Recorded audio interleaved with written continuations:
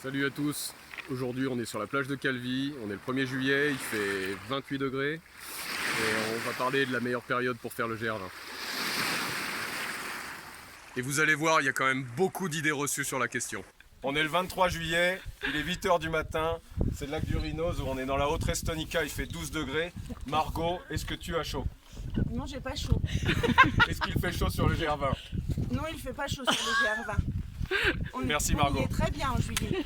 Alors moi je fréquente le GR20 depuis 2005, je suis accompagnateur en montagne. Je m'adresse surtout à ceux qui vont partir avec moi cet été, à ceux qui peuvent choisir la période, mais aussi à ceux qui n'ont pas le choix et qui veulent à peu près savoir à quoi s'attendre. On va parler ici que de la période où on peut acheter de la nourriture dans les hébergements, à savoir du 1er mai au 30 septembre pour le GR Sud et à partir du 1er juin pour la partie nord. Alors vous entendrez partout qu'il faut venir en juin. Il paraît qu'il fait pas trop chaud, qu'il y a moins de monde qu'en plein été. Comme tout le monde est persuadé que c'est la meilleure période, chaque année, c'est juin le mois le plus fréquenté. Si vous tombez sur de mauvaises conditions météo en juin, même si ça fait partie intégrante de l'aventure, vous aurez à subir en plus les refuges et les gîtes bondés. Et oui, le GR20 n'est pas prévu ni organisé pour les jours de pluie. Il n'y a pas de grande salle hors sac chauffée pour se protéger des éléments, comme dans certains refuges du continent. En période de grande affluence, il n'y a pas assez de place pour que tout le monde puisse s'abriter ou faire sécher ses affaires. En juin, et a fortiori en mai, il reste souvent de la neige sur les versants nord. Ces névés vont vous compliquer la vie et vous obliger à prendre du matériel en plus, comme des crampons, piolets, etc.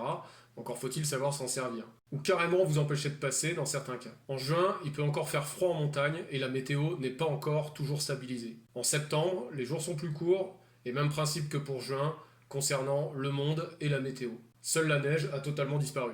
On entend souvent aussi, juillet-août, il y a plein de monde et il fait trop chaud. Alors ça, c'est complètement faux. C'est vrai pour le littoral, mais c'est pas vrai pour la montagne. En fait, sur le GR20, il y a toujours moins de monde les mois d'été. Et oui, le randonneur n'aime pas partir pendant les grandes vacances, et les familles, qui constituent le gros de l'affluence touristique, restent plutôt à la plage. Rares sont celles qui viennent en montagne.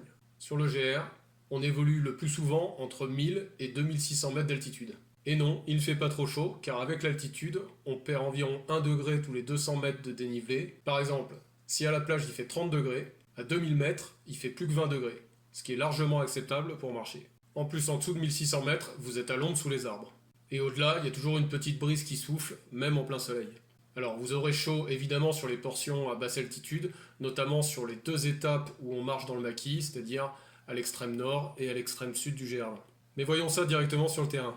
Donc là on est le 7 juillet, on est à Boca Arret à côté du lac de Nino et il fait 20 degrés. On est au col de Verde et on est le 17 juillet et il fait à peu près 15 degrés. Je supporte facilement la doudoune. On va demander leur avis aux professionnels de l'hébergement. Ludo, dis-moi alors, le GR20 il faut le faire à quelle période? L'idéal pour être tranquille, que ce soit dans les refuges ou dans les bergeries, je pense que c'est juillet. Juillet-août, ouais. Jérôme, qu'est-ce que t'en penses? Août. Juillet-août. Mais il fait pas trop chaud en juillet-août? Il y a de l'air. Ce sera un peu moins plein dans les refuges, ce sera plus accueillant. Les gens ils seront plus à leur aise, on dira.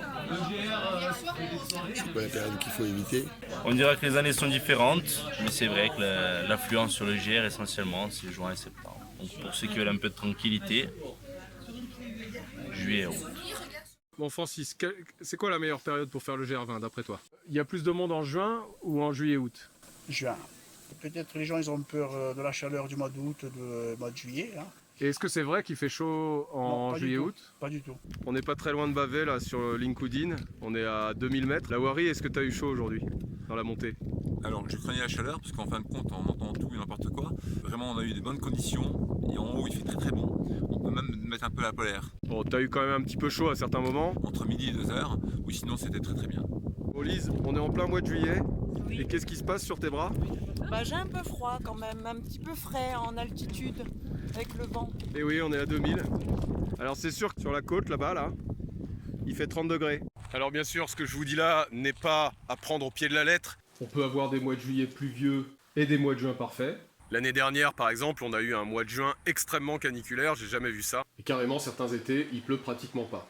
En matière de météo, rien n'est sûr, encore moins en montagne et encore moins sur une île. Vous l'aurez compris, si vous avez le choix, je vous conseille de venir en juillet ou en août, avec une préférence pour juillet car les jours sont plus longs. C'est là que vous aurez le plus de chances d'avoir les meilleures conditions. Il fera pas si chaud que ça, et surtout, il y aura moins de monde, et en plus vous pourrez vous baigner dans les torrents. Si malgré tout vous devez partir hors saison, préférez septembre à juin, car les névés de juin représentent un vrai problème. Si cette vidéo vous a aidé à y voir plus clair, mettez un pouce bleu et abonnez-vous. Vous trouverez une playlist complète de préparation, avec notamment des conseils sur le matos, ainsi que tous nos séjours sur mesure sur duodécime.fr. Et si on se croit cet été, n'hésitez pas à venir me voir, ça fait toujours plaisir. Mais laissons plutôt le mot de la fin à Francis. Alors moi je suis gardien depuis 30 ans. Si on veut être tranquille pour faire le GR20, il faut toujours faire à cheval sur 2 mois. Fin de mois, début de mois. De chaque mois. Ah, ça c'est intéressant. Voilà. Là, il y a moins de Ok, monde. en direct du refuge d'Ouchol. Merci Francis. Ciao, ciao. Ciao, ciao.